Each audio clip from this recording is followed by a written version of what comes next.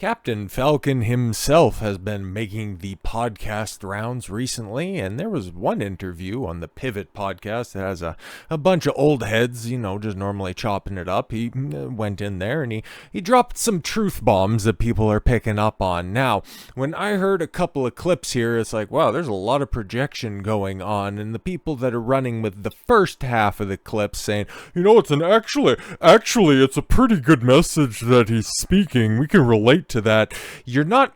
It's interesting, right? Because the people that are parroting that half of the quotation, in the past 20 years, we've been living through the death of the American male. They have literally killed masculinity in our homes and our communities. Now he's talking with a bunch of black guys, and he's trying to relate to the death of masculinity in the black community. And as somebody on the outside, obviously looking in, it's like, oh yeah, very much so. Okay, and if you want to really get into the weeds on this, instead of the past 20 years, I would say probably go back, the past 60 years with the welfare state, and how that segment of the population was very much a testing ground for some very dangerous and deleterious policy decisions. But I digress. If you want to talk about masculinity in general, 20 years is probably a good place to start, but I would run it back until at least the 80s, right? And everybody looks back at Ed O'Neill, unmarried with children, and think, oh yeah, he was super based because he had the no ma'am club. But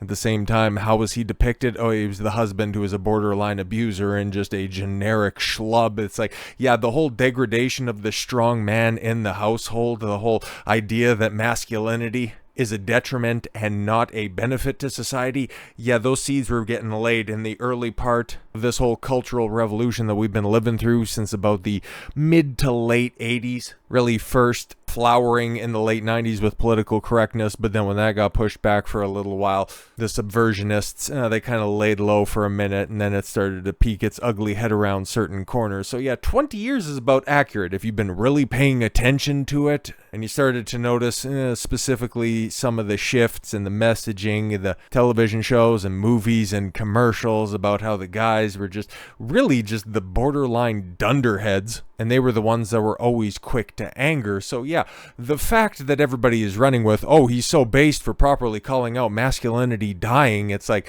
well, he also had more to say just in this clip, this 1 minute 42 seconds, right? So yeah, he's accurate with his assessment. It's just the way that he got there and the way that he defines masculinity, I have a big problem with. In fact, I have a huge problem with it, and with everybody saying, oh, that's, really good advice that he has right there. Okay, I keep my boys humble. They've never owned a pair of Jordans. Every time I left for a job, I tell my 15-year-old, you got to be the man of the house. We are men. We're not in there. Oh, I'm sorry. Yeah, if we're not there to protect, he's got to be there to protect. I mean, okay, keeping your boys humble. That's a very strong tenet and a core value to masculinity. Being humble, being competent, being strong, being a leader, being charismatic, all of those things contribute to the greater and proper tenets of masculinity, but framing it in the context of what you can do specifically for women, yeah, I'm not about that. Okay, that's definitely, okay, to just excuse the vernacular. And if you get upset by this, I don't know what to tell you, man. You're just too much of a bitch to handle reality. But if you're framing what masculinity is based on what you can do for a woman, that's not masculinity, okay? That's just an invitation to build a better beta. That's blue-pilled functionality. That is old world, old books masculinity, where if you thought that you could show up in your Sunday best for your first date with the flowers in hand, and that if you were just going to be a good man, she would be a good woman, and you could go ahead and live a happy life. It's the type of advice that you're going to get on masculinity and being a good man in today's day and age if you sign up for a Daily Wire Plus subscription. It's the type of shit that is applicable to the guys like Ben Shapiro and Jordan Peterson who wife up the first woman that they dick down after years and years of begging. It's not applicable to the modern landscape of things. And hell, it barely works for them. I mean, do you want to be known as a meme, as the guy who constantly cries on stage, or the one who constantly brings up the fact that his wife is a doctor and he's just merely a punching bag for the entire internet for being the husband of a doctor?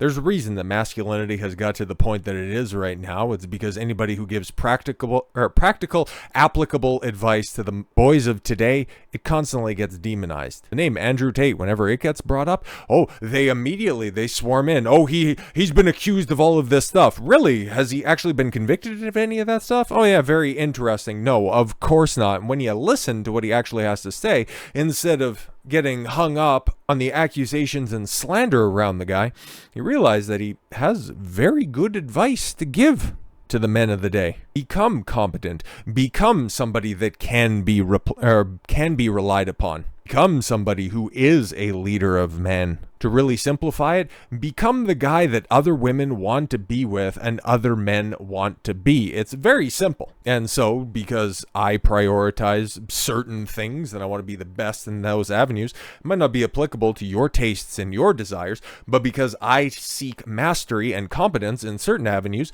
doesn't mean that you can't apply those exact same values to other aspects. If it ultimately is for a benefit of you and can be extrapolated out in a positive avenue, that is a beneficial aspect of being a man. Exercise and training, okay? One thing specifically that might seem like a selfish endeavor, but if you're not healthy and strong and capable and competent in that realm, how can you possibly be of use to yourself and your community? Well, you really can't be. That's why I take such pride in it and why I dedicate so many hours a day to it. All of these things that I do and all of the things that I preach that I believe are good for men in society benefit those very things. This is not, I need to be in good shape so women like me. No. Defining yourself based on the whims and opinions of some theoretical woman, that's never going to result in tangible results. Basing your outcome on other people's feelings, that's a fool's errand, and that is definitely what has got us to this situation. But instead of simply cherry-picking some of the quotes here, because he says a bunch of other things as well, let's just listen to what he has to say here and pick it apart. And as the first comment that's up here by Oroku Asaki, I love the essence of his message. I would have worded it differently, but I get it. Exactly. Well, that's what I came to the conclusion of, and I think you guys will as well. And so here we go. I keep my boys humble. Like, my boys have never had a pair of Jordans. You know, my boys don't do all that internet fly shit. Now, see, in general, that's really not bad parenting advice at all, okay? You don't need to be flashy, you don't need to be showing out like that. And of course, because of the audience that he's speaking to, okay, just immediately appealing to Jordans and internet fly shit. It's like, I understand you got to appeal to the audience that you're talking to in certain aspects. But once again, that's also basing the tenets of masculinity and the strength of being a man based on the perception of other people. This is externalizing your locus of control. Like, your mental point of origin is based on the opinions of others. You're never going to find contentment or satisfaction if you're constantly seeking the approval of others. Like, it's just never going to happen. I'm like your kids. And no, I could be the biggest star in the world. Do not let me catch you being stupid. Mm-hmm. Do not. And my oldest gets it. My 15-year-old, he tells the other ones, he's like, yo, don't make dad mad.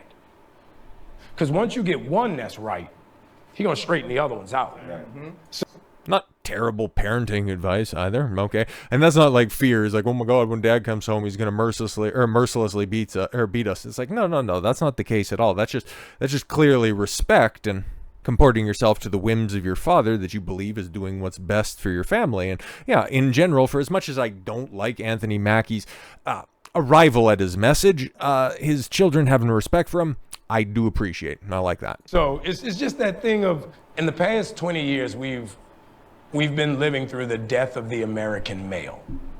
They have literally killed masculinity in our homes and our communities for one reason or another.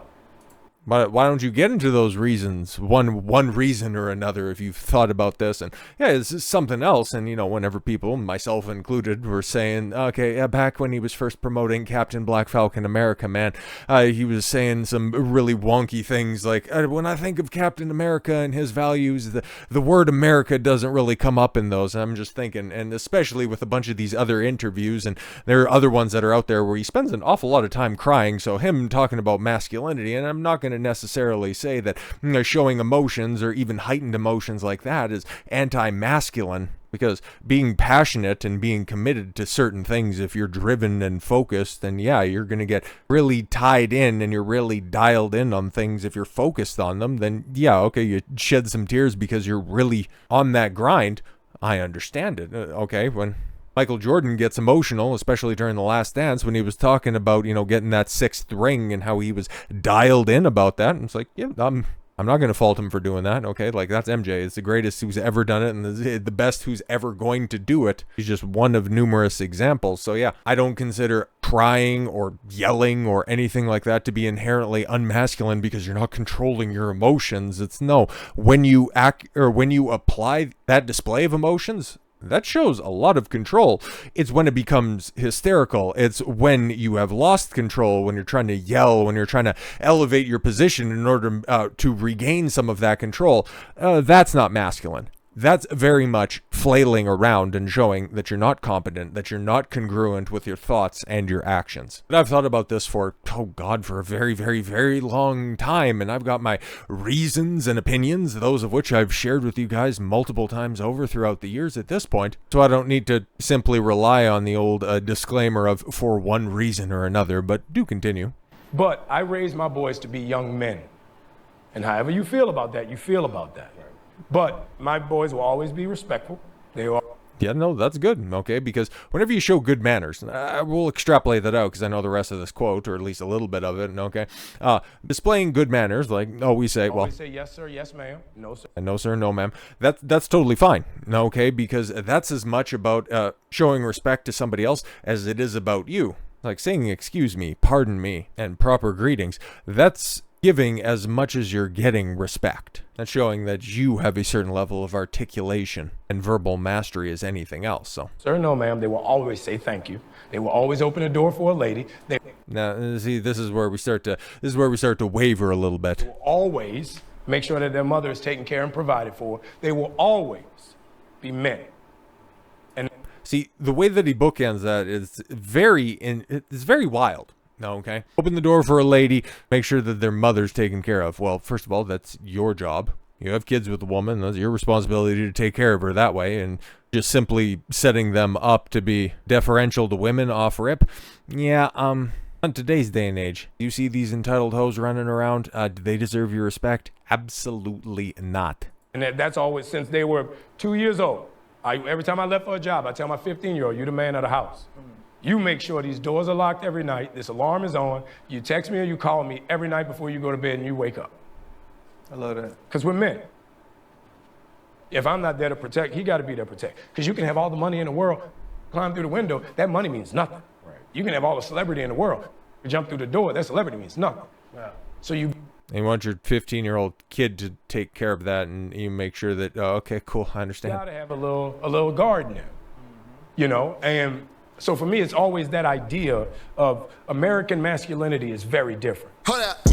Yeah, okay, and that's also, and the way that ends, American masculinity is very different. No, masculinity is a universal, and there's a reason that guys in the West who have been inundated with really shitty messaging like that, and yeah, he got his flowers there for a second, and he's talking about, degradation of men in the West for the past 20 years, and take a look at some of his movies, and it's like, okay, cool. We can use Brave New World as an example for the other clip that was a part of that interview. And especially, Falcon and the Winter Soldier, that D+ series that went on a couple years back. But just the amount of belly aching and complaining about my racism and shit like that, as opposed to being a strong, competent man, constantly improving and being confident in his own identity, like being Falcon, and instead of doing that, passing it all up and only taking back the shield once somebody else had it bestowed upon them, somebody who had 3 purple hearts. Yeah, okay, cool, man. We're talking about the death of the American male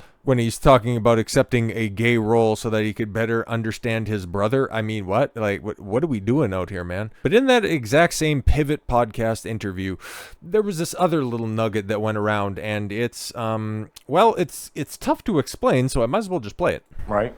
And I've seen people go from nothing to the biggest stars in the world. I've seen people go from one role to winning Academy Awards and doing all this shit. And what I realized yesterday thinking about it, we're lying to our kids, dog. And I think that's a big problem in our community. We tell our kids that and this is fresh on my heart, like I literally just came to this conclusion last night. We tell our kids if they do right and they make the good grades and they go to the programs and they will become successful. If you work hard enough, your work will be paid off. And that's not true. Wow, that's very damning, okay? Because here's the thing, like success is never promised to you. You can work hard at a certain vocation and it really doesn't much matter at the end of the day. Like hard work can be placed in the wrong direction. Hard work, at the end of the day, once your job is culminated, if you're digging a ditch, you might not strike gold. And he also is trying to weave in different things about how, certain people, just get breaks earlier than other people who are putting in the work. And it's like, yeah, okay, that happens. But guess what? Life isn't fucking fair. Okay, some people are born 6'8" with an explosive first step and a crossover that'll put you straight on your ass and they just immediately make millions and millions of dollars. That happens, okay? Guys who were born with the ability to throw a 100-mile-an-hour fastball right down the center and that nobody can touch. That shit happens. Life isn't fair. If you want to chalk everything up to luck, you don't understand that luck is simply preparation meeting opportunity. Not everybody's going to be afforded that opportunity. Sometimes life just sucks. Sometimes you go to work and the asshole that just kisses the boss's ass better than you do gets the promotion over you. Sucks to suck, I guess. I've been there. You've been there. We've all been there. You are not promised anything except for a tax bill and a coffin at the end of the day. That's life. Shit sucks. Work as hard as you can, carve out the niche that you can find, become the best individual that you can, regardless of outcome and regardless of external affirmation. And that's also what's really being driven home by Anthony Mackie here, because he's talking about all of these other people, even though I don't think that there's one specific example of somebody, winning an Oscar with their first performance, but he's talking about his peers in the industry, and there might be a touch of projection coming through on this one. Whereas like I've been busting my ass for like 25 years in this industry, and I've seen everybody, just get handpicked from obscurity. A lot of the people that were introduced in phases 4 and 5 of Marvel, and getting these massive paychecks. Meanwhile, I was busting my ass with bit parts for years. It's like, yeah, I don't know what to tell you. I thought you've said time and time again that you're a grown-ass man. I thought you would have already come to that conclusion that, yeah, an entitled opinion doesn't get you jack shit. The only thing that it gives you is despair, because your expectations aren't lining up with reality, and you're constantly going to be chasing something that is never going to manifest. But through the rest of this clip, it's very transparent. Success is given. Oof. It's not earned. Because you can be the most brilliant. If one person don't tap you, each one of y'all, there were people who could hit harder, who could catch better, who could run faster, but somebody said, you're the one. And the other 50 behind you fell off. You know what I mean? Mm-hmm. And because of that, I don't know what that emotion or that feeling is the scary thing. Because I went to all the programs. I've done Broadway, I've done off-Broadway. I've been in the business 24 years. I've been in 2 Academy Award films. I've done independent films. I've done major motion pictures. Now I'm Captain America. Yeah, see, and that's exactly where this was all leading to, this big crescendo right here.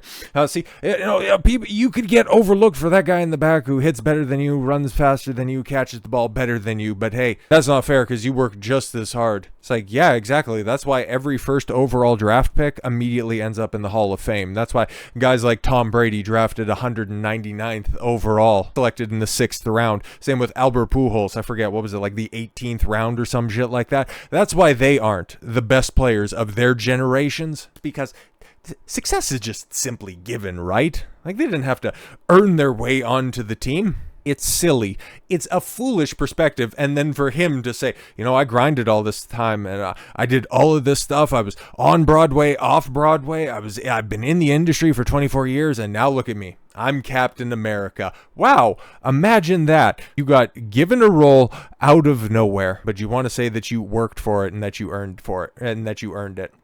Very contradictory. This is why taking life advice from actors, from famous people, is totally worthless. This is somebody who is famous, who is world famous, who is complaining that they're not more famous. Sat around with a bunch of guys who have made millions of dollars in the professional sport of their choice and desire. And it's also like taking dating advice from guys who are just naturals, okay? Or from guys who, like I mentioned before, wifed up the first chick that they had touched their wiener. It's worthless advice that is not practical and is totally divorced from reality. Anthony Mackie is right that there is a death to the American male over the past 20 years. He has been killed stone dead. And how does he propose resurrecting said masculinity? Well, it's just divined by the gods that somebody just needs to tap you on the shoulder. Do you want to take that advice, or do you want to take the practical advice that, yeah, success, not a guarantee, but if you go ahead and you apply a certain amount of repetition, you apply a certain winner's mentality that you're going to succeed, that you are legitimately going to give it your all in order to achieve your goals, you can do whatever you want. That's the beauty of America. They haven't killed that quite yet. It's just worthless advice like this. Not going to resurrect shit, except for more entitlement and more disappointment. So with all that said, thank you all very much for the gift of your time. I've been Don Consuelo. I want you to follow your gut and get after it. Take care, everyone.